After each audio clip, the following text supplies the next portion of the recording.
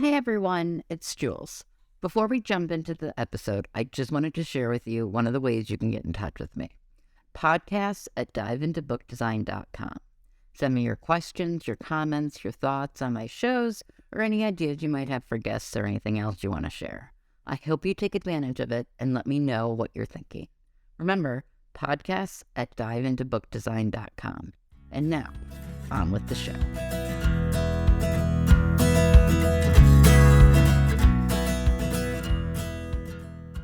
Welcome to Dive into Book Design. I'm Jules Crusair, and today we're going to be talking about the second of the 4 elements that I feel are the most important when it comes to book design.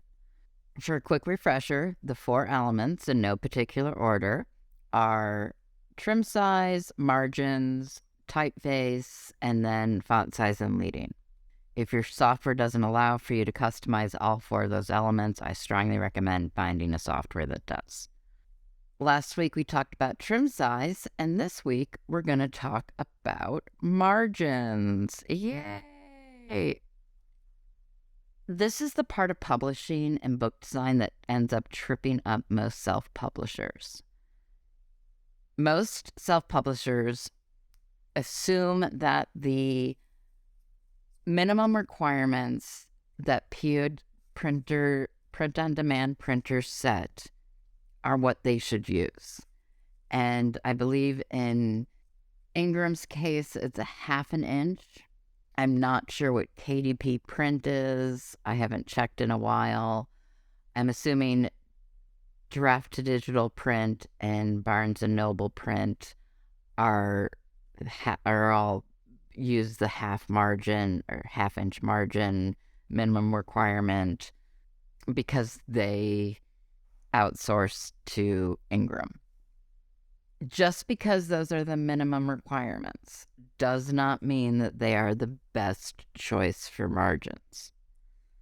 So unless you know what you are doing and are able to compensate for tighter margins with larger leading and a typeface that's intended to be used at a smaller size to conserve space, which in turn conserves page count, which in turn conserves cost of printing, don't go with the minimum requirements of the printer. A 1/2 inch margin on the outside isn't going to be the end of the world, but anything less than that, it's going to be too tight. The same goes with your top and bottom margins.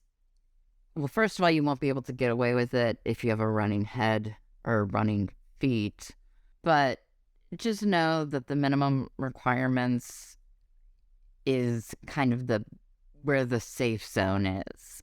You don't want to have anything outside of that 1/2 inch margin. That's important. There is what I would call an advanced tactic where you can use certain things in order to get away with printing stuff outside of that margin, that dead zone area. But again, unless you know what you're doing, I wouldn't recommend it. And when I say you know what you're doing, I wouldn't recommend it for me, who's been fiddling around with InDesign for several years now. I sort of did it with one book, and I ended up really not liking the end result and ended up going back to a more comfortable outside margin. But like I said, an outside margin of a 1/2 inch isn't going to be the end of the world, but don't do it unless you know how to make the other adjustments to compensate for that much tighter margin on the outside. Harper's has a branded trade paperback. It doesn't matter who the author is. They have a branded trade paperback. Their trade paperbacks are very similar in width, so they all have a very similar page count, and they all use the same typeface. They might use different font sizes and leadings to compensate to get to that page count that I was talking about, and they all use a very similar margin. As I said, it's branded across the publisher, regardless of author, regardless of genre. And this is the caveat. they're designed by a professional designer who knows which adjustments to make and when to make them. Most self-publishers just don't know or use tools that allow them to make those adjustments. So that's why I'm going to say it's just easier to say, don't go with the minimum requirements. And there's another reason not to go with the minimum requirements. Some italics will fall outside that line of demarcation, and the file will be kicked back to you, and then you'll run into the forums asking why your margins are set, because your margins are set up to the printer's requirements. It should work. In those cases, you're going to have to increase the margin to compensate for the italics, which is falling outside of the line of demarcation. And more often than not, when you then go to export or save as a PDF, it's going to screw up your page count, and you might even be in a position where you have to create a brand new wrap because your spine width has changed. So it's just easier to do it right from the beginning. And like I said, there is a workaround, but it's definitely a more advanced topic. And I'm going to save it for a future episode because the hows and the whys of it are much more in depth. And you need to understand these 4 pillars. These first 4 episodes are going to give you the foundation to work with that workaround and not have it create a hot mess of your book. All right. So suffice it to say, you're going to want to make sure that your margins give you enough wiggle room that you can still make adjustments. Now, most of my books are 5¼ inches by 8 inches. I usually start with a basic margin setting and then make adjustments from there. This is where the math comes in. The golden ratio, 1 to 1.618. If it's 1 inch wide, you want it to be 1.618 inches tall. And that's the type area, right? That's where your text goes to. We'll call it the text area. If it's 3 inches wide, then you want to multiply 1.68 by 3, 1.618 by 3 to get the height. So this is where the math comes in, and this is where you get your starting point from. If you want to, work it through from the steps from the very beginning. Something to keep in mind, the golden ratio is going to create a weirdly shaped page to you because so many printers now, or publishers now, are considering the cost of printing and trying to keep costs down, so they're not going to create a page that has a much larger bottom margin than top margin, and I'm trying to remember, a much larger outside margin than inside margin. Plus, those original design layouts were not established with print-on-demand printing in mind, where most print-on-demand has really, really tight binding, so you want to have looser inside margins. So you want to have more space on the inside. Just something to keep in mind. I used the golden ratio as a start point. But then I started realizing as I was making adjustments that I almost always ended up in a very similar spot, maybe 1/10 of an inch off in either direction. I skipped that step and I just start with a top and bottom margin of 1 inch, an inside margin of 0.75 inches, and an outside margin of 0.65 inches. Doesn't mean that these are the margins I'm going to end up with. It just means that these are the margins that I start with. My next consideration is if I want to use both running heads and feet and put my page numbers in the running feet, or if I'm just going to use a running head and put my page numbers in my running head. If that's the case, then I can lower my bottom margin to probably, I'll go down to 0.85. In some cases, I might even go down to 0.75. And then I might adjust my top margin because I have so much more information on the top now. I'm going to adjust my top margin to maybe 1.2 or 1.25 inches, just so that there's a little breathing space between the running head and the first line of the page. Going back to my adjusting the inside and outside margin, it really depends on my page count.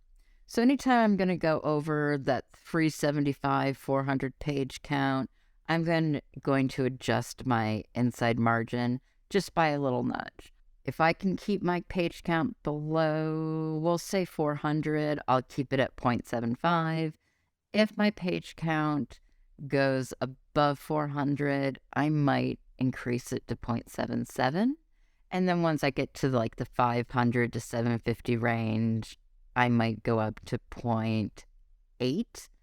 And then anything above that 750 to 1,000 page range, or in some strange cases, 1,200 page range, if you're going for the maximum page count, I'll have it up to 0.85 inside margin.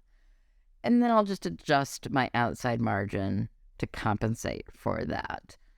The key, and this is where I was saying where they all kind of work together, is that ideally you want to have about, we'll say between 55 and 60 characters per line on your page, if that makes sense.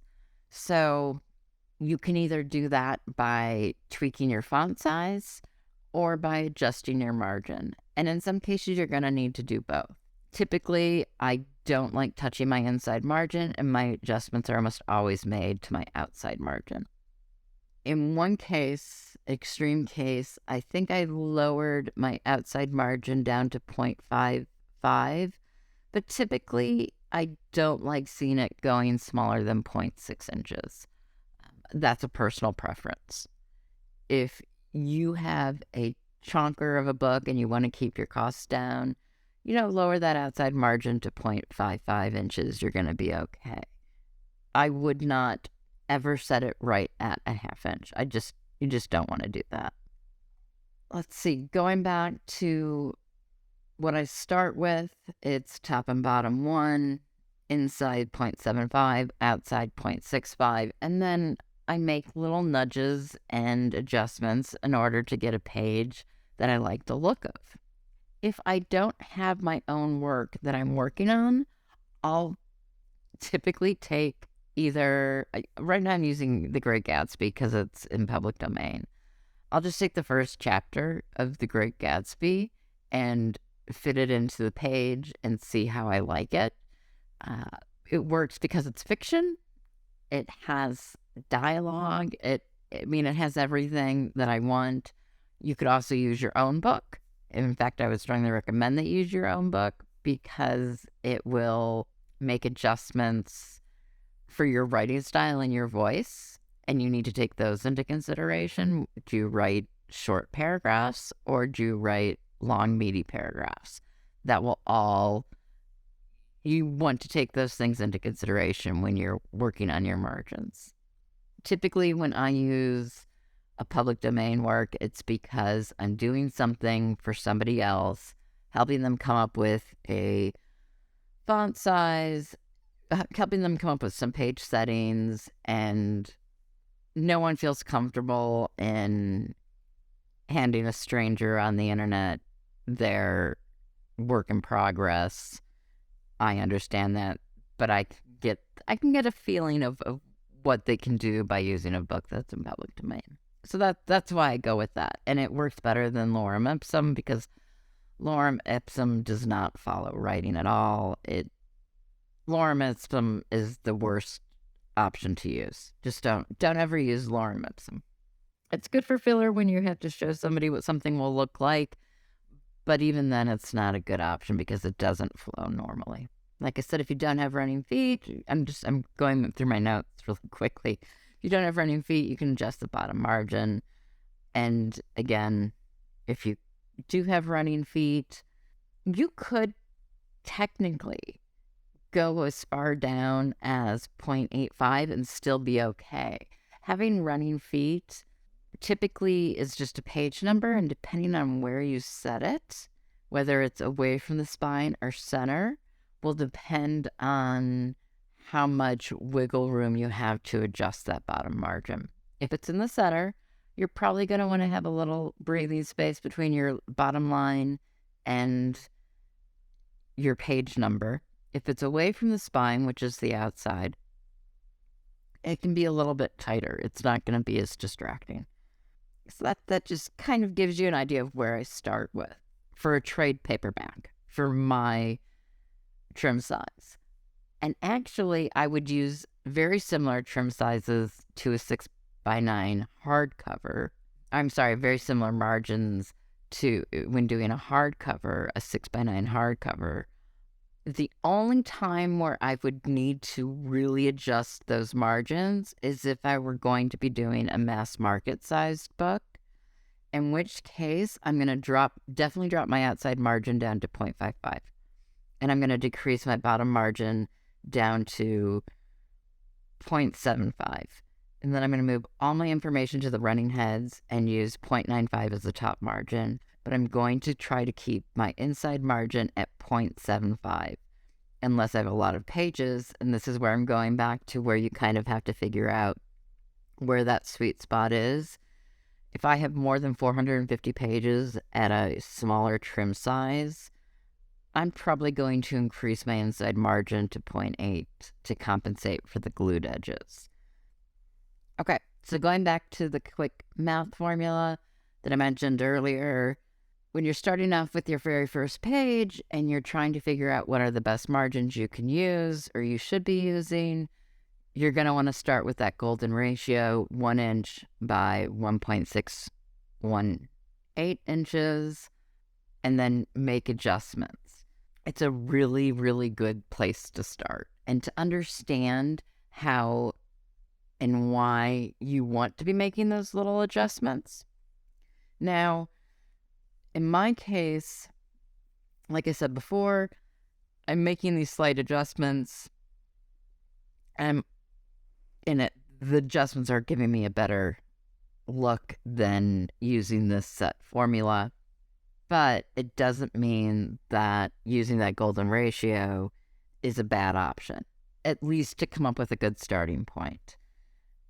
And plus, that formula came from really respected book designers. So it just means that I've done enough books and made enough adjustments to realize that I'm almost always ending up in a same spot after I start, that I just want to skip those steps because it's more efficient. That's pretty much how I come up with margins. A lot of it is look and feel, but it starts off with it all. Initially, the origin was the golden ratio. And then I would just, again, make adjustments until I got to a page that I liked the look of. That is it for margins. I'm sure there's going to be a lot of questions with this one.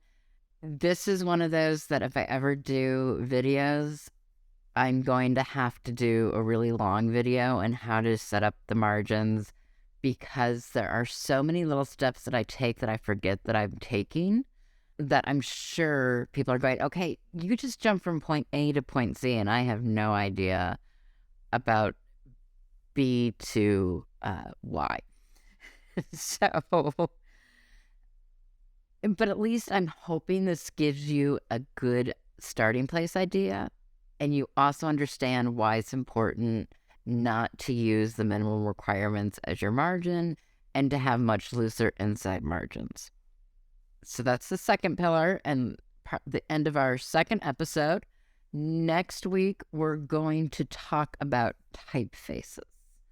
And this one is much more personal preference with some genre reader expectations thrown in because, of course, we're always going to have reader expectations. Don't forget to come back for next week's episode when we talk about typefaces.